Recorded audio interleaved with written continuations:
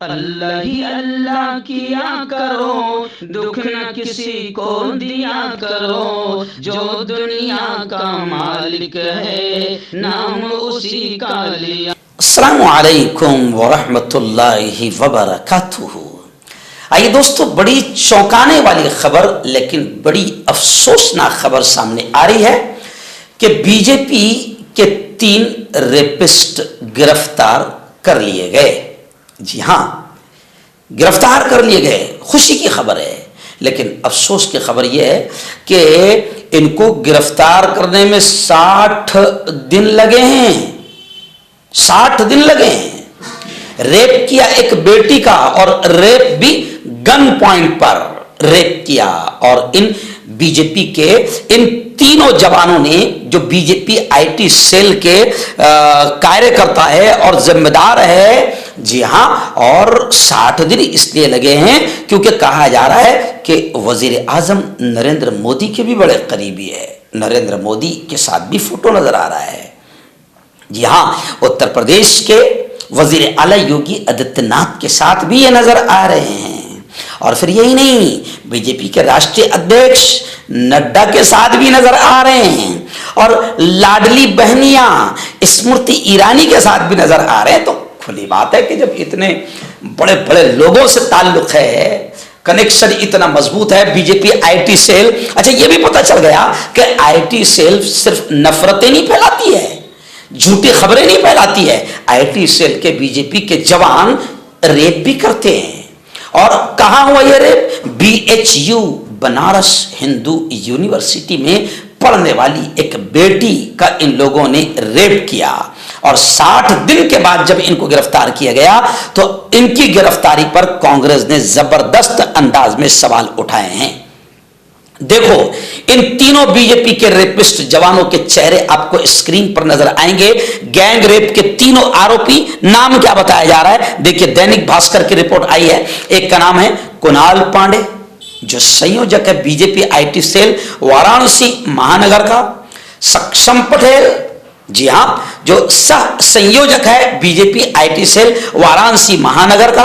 और आनंद उर्फ अभिषेक चौहान, जो कार्य समिति सदस्य बीजेपी आईटी सेल वाराणसी महानगर का। जी हां, और अब आप तीनों तस्वीरें थोड़ा सा अलग अलग करके शाकिर भाई बताएंगे कि एक जगह ये राष्ट्रीय अध्यक्ष नड्डा के साथ इनका एक मेंबर नजर आ रहा है, एक जगह नरेंद्र मोदी साहब जो है बाकायदा इस तरीके से करते हुए नजर आ रहे हैं, और एक जगह योगी आदित्यनाथ के साथ में एक की तस्वीर नजर आ रही है। यानी आप समझ सकते हैं कि 60 दिन आखिर क्यों लगे हैं। जी हां, और एक दूसरी तस्वीर देखिए आप। जी हां, चौंका देगी। ये सब आरएसएस के कैंप में भी नजर आ रहे हैं। देखो आप इनकी तस्वीरें कैसे देख रहे हैं रेपिस्ट। स्क्रीन पर आप ये आरएसएस के कैंप में बैठे हुए आपको नजर आएंगे, यानी आप समझ सकते हैं। अच्छा, एक और तस्वीर देखिए आप। एक रेपिस्ट जो है वो बाबा के साथ, साधु संत के साथ भी नजर आ रहे हैं। और एक तस्वीर देखिए, बड़ा मुस्कुराता हुआ चेहरा स्मृति ईरानी का, और उस रेपिस्ट का जो स्मृति ईरानी के साथ भी नजर आ रहा है। तो इन तमाम लोगों ने 1 नवंबर को गैंग रेप किया, 1 नवंबर को, और गिरफ्तारी हुई उनकी 31 दिसंबर को, यानी मुकम्मल 60 दिनों के बाद इनकी गिरफ्तारी हुई है। और गिरफ्तारी में आप देख सकते हैं कि देर क्यों लगी है, क्योंकि बड़े बड़े नेता जनाब नड्डा से लेकर वजीर आजम नरेंद्र मोदी तक करीबी कनेक्शन है, ताल्लुकात है। तो इतने दिन तो लगना ही लगना है। और अब लोग ये भी कह रहे हैं कि गिरफ्तारी भी इस वजह से करना पड़ी क्योंकि समाज का दबाव बढ़ा, ओट कटने का डर सताया। और सिर्फ यही नहीं, वहां के छात्र छात्राओं ने जबरदस्त अंदाज में आंदोलन किया। जी हां, आज छात्राएं, पहलवान बेटियां परेशान हैं, तो छात्र छात्राओं का आंदोलन, समाज का दबाव आया, इसलिए 60 दिनों के बाद बीजेपी ने अपने तीनों रेपिस्ट को हवाले कर दिया। अच्छा, अब छूटेंगे कब? तो इसका कोई अंदाजा नहीं। कभी भी छूट सकते, जल्दी छूट सकते हैं, क्योंकि सब बड़े लोगों के साथ कनेक्शन है। और जब छूटेंगे रेपिस्ट तो ऐसे उनका फूल मालाओं से स्वागत किया जाएगा, जैसे बॉर्डर पर वो चाइना और पाकिस्तान के दुश्मनों से, हमारे दुश्मनों से लड़कर बिल्कुल बॉर्डर की हिफाजत करके आ रहे हैं, ऐसा उनका स्वागत होगा।